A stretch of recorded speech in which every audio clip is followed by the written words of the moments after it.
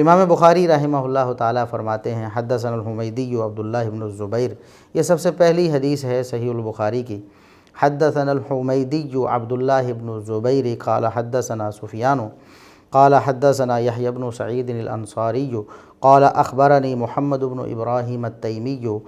انه سمع علقمة بن وقاص اللیثی یقول سمعت عمر بن الخطاب رضی اللہ عنہ علی المنبر قال سمعت رسول اللہ صلی اللہ علیہ وسلم یقول انما الاعمال بالنیات وانما لکل امرئ ما نوى فمن كانت ہجرته الى دنیا يصيبها او الى امرأة ينكحها فہجرته الى ما ہاجر الیہ۔ مسلمانوں کے دوسرے خلیفہ راشد سیدنا عمر بن خطاب رضی اللہ عنہ، تو وہ اس حدیث کے راوی ہیں۔ وہ بیان کرتے ہیں ممبر پر خطبہ دیتے ہوئے فرماتے ہیں کہ میں نے رسول اللہ صلی اللہ علیہ وسلم کو خود اپنے کانوں سے یہ فرماتے ہوئے سنا ہے کہ انما الاعمال بالنیات، کہ اعمال نیتوں کے ساتھ ہیں۔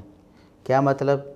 اعمال کا دار و مدار نیتوں پر ہے، نیت جیسی ہوگی عمل بھی ویسا ہی ہوگا۔ عمل دیکھنے میں بہت خوبصورت ہے لیکن اس کے ساتھ منسلک جو نیت ہے اگر وہ اچھی نہیں ہے تو اس عمل کی کوئی حیثیت نہیں ہے، وہ عمل بجائے ثواب کے وہ اللہ کے عذاب کا سبب بن سکتا ہے۔ اور آگے فرمایا وَإِنَّمَا لِكُلِّ امْرِئٍ مَّا نَوَىٰ، ہر شخص کے لیے وہی ہے جو اس نے نیت کی، یعنی ہر شخص کو اس کی نیت کا اجر ملے گا، اس کا عمل اس کی نیت کے ساتھ مربوط ہے۔ اگر اس نے اچھی نیت کر لی ہے تو عمل خواہ چھوٹا ہے اس کو اللہ رب العزت کی طرف سے اجر ملے گا،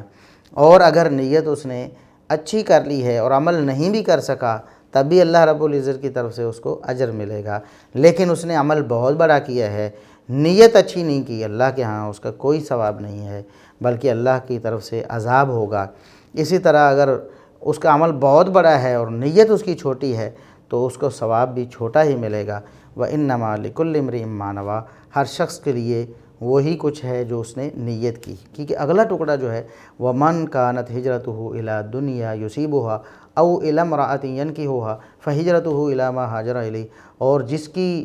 نیت جو ہے یعنی ہجرت میں، جس کی ہجرت دنیا کی طرف تھی، دنیا جس کو وہ حاصل کرنا چاہتا ہے، یا کسی عورت کی طرف تھی جس سے وہ نکاح کرنا چاہتا ہے، یعنی اگر بالفرض